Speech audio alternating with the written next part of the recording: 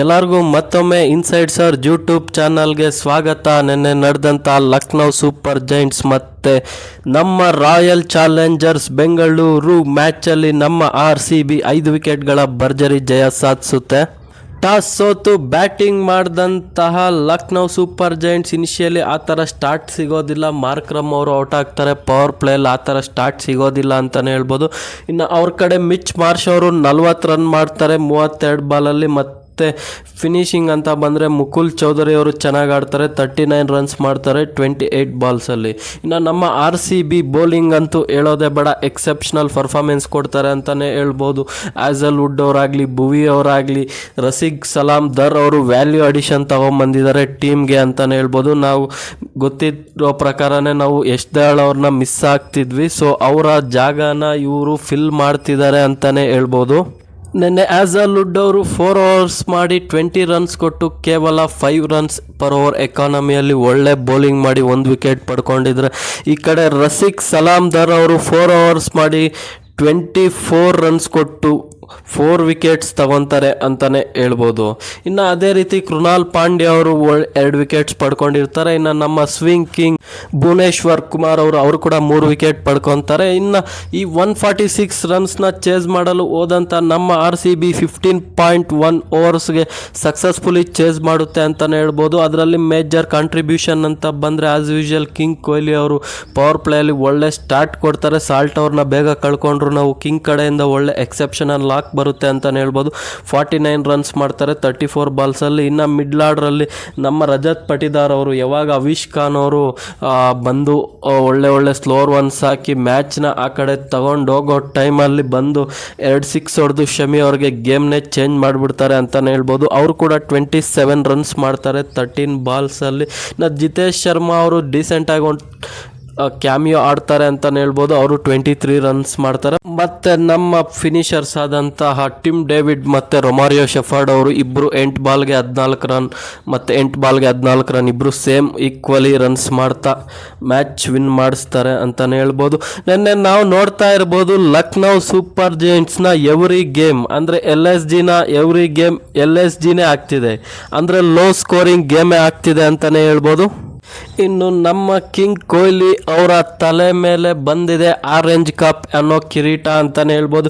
ಇನ್ನು ಮತ್ತೆ ಇವತ್ತಿನ ಮ್ಯಾಚ್ ಅಂತ ಬಂದರೆ ಮುಂಬೈ ಇಂಡಿಯನ್ಸ್ ಆಡ್ತಿದ್ದಾರೆ ಪಂಜಾಬ್ ಕಿಂಗ್ಸ್ನ, ಅದು ವಾಂಖೆಡೆಯಲ್ಲಿ ಅಂತಲೇ ಹೇಳ್ಬೋದು. ಇವರ ಹೆಡ್ ಟು ಹೆಡ್ ನೋಡ್ತಾ ಬಂದರೆ 33 ಮ್ಯಾಚಸ್ ಆಡಿದ್ದಾರೆ, ಅದರಲ್ಲಿ 17 ಮ್ಯಾಚಸ್ ಮುಂಬೈ ಗೆದ್ದಿದ್ರೆ, 16 ಮ್ಯಾಚಸ್ ಪಂಜಾಬ್ ಕಿಂಗ್ಸ್ ಗೆದ್ದಿದ್ದಾರೆ. ಇದು ನೋಡ್ತಿದ್ರೆ ಈವನ್ ಸ್ಟಿವನ್ ಆಗಿದೆ. ಬಟ್ ಆದರೆ ಈ ಸೀಸನ್ನಲ್ಲಿ ಪಂಜಾಬ್ ಕಿಂಗ್ಸ್ ಅವರು ಅನ್ಬೀಟನ್ ಆಗಿದ್ದಾರೆ ಅಂತಲೇ ಹೇಳ್ಬೋದು. ಇನ್ನು ವಾಂಖೆಡೆನ ಸ್ಟಾರ್ಟ್ಸ್ ಅಂದ್ರೆ ಬಂದರೆ ಇಲ್ಲಿ ಟೋಟಲ್ 128 ಮ್ಯಾಚಸ್ ಆಡಿದ್ರೆ 48% ಬ್ಯಾಟ್ ಫಸ್ಟ್ ಮಾಡಿರೋರು ಗೆದ್ದಿದ್ದಾರೆ. ಇನ್ನು ಬೋಲ್ ಫಸ್ಟ್ ಮಾಡಿರೋರು 51% ಆಗಿರುತ್ತೆ.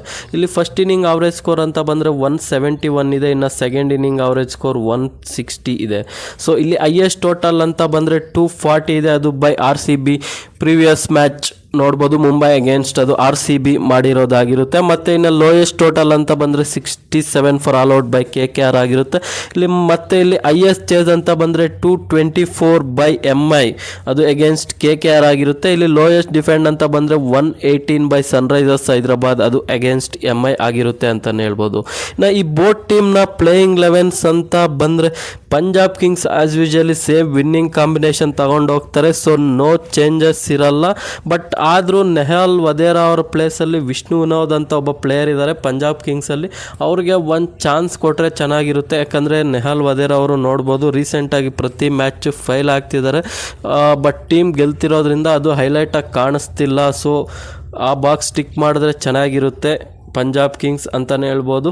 ಇನ್ನು ಮುಂಬೈ ಇಂಡಿಯನ್ಸ್ ಕಡೆ ಬಂದರೆ ಈ ಮ್ಯಾಚ್ ಸ್ಲೈಟ್ಲಿ ಚೇಂಜಸ್ ನೋಡ್ಬೋದು. ಯಾಕಂದರೆ ರೋಹಿತ್ ಶರ್ಮಾ ಅವರು ಇದ್ದರೆ ಅವರೇ ಟೀಮ್ನಲ್ಲಿ ಆಡ್ತಾರೆ, ಬಟ್ ಅವರ ಇನ್ನು ಇಂಜುರಿ ಕನ್ಸರ್ ಯಾವ ಥರ ಇದೆ ಅಂತ ಗೊತ್ತಿಲ್ಲ. ಸೊ ಅವರ ಇಲ್ಲ ಅಂದರೆ ಸ್ಯಾಂಟ್ನರ್ ಅವ್ರು ಕುತ್ಕೊತಾರೆ, ಮತ್ತು ಕ್ವಿಂಟನ್ ಡಿಕಾಕ್ ಅವರು ಮತ್ತು Ryan Rickelton South African opening pair ಮುಂಬೈಗೆ ಓಪನ್ ಮಾಡ್ಬೋದು ಅಂತಲೇ ಹೇಳ್ಬೋದು. ಇನ್ನು ಬೋತ್ ಟೀಮ್ ಕಂಪ್ಯಾರಿಸನ್ ಅಂತ ನೋಡಿದ್ರೆ ಪಂಜಾಬ್ ಕಿಂಗ್ಸ್ ಅವರು ಲಾಸ್ಟ್ 5 ಮ್ಯಾಚಸಲ್ಲಿ 4 ಮ್ಯಾಚ್ ಗೆದ್ದಿದ್ದಾರೆ, ಒಂದು ವಾಶ್ ಔಟ್ ಆಗಿದೆ. ಸೊ ಅನ್ಬೀಟನ್ ಆಗಿ ಈ IPL ಅಲ್ಲಿ ಇದ್ದಾರೆ ಅಂತಲೇ ಹೇಳ್ಬೋದು. ಇನ್ನು ಮುಂಬೈ ಇಂಡಿಯನ್ಸ್ ಲಾಸ್ಟ್ ಮ್ಯಾಚ್ ರಾಯಲ್ ಚಾಲೆಂಜರ್ಸ್ ಬೆಂಗಳೂರು ನಮ್ಮ ಟೀಮ್ ಮೇಲೆ ಸೋತ್ಬಿಟ್ಟು ಬರ್ತಾ ಇದ್ದಾರೆ ಅಂತಲೇ ಹೇಳ್ಬೋದು.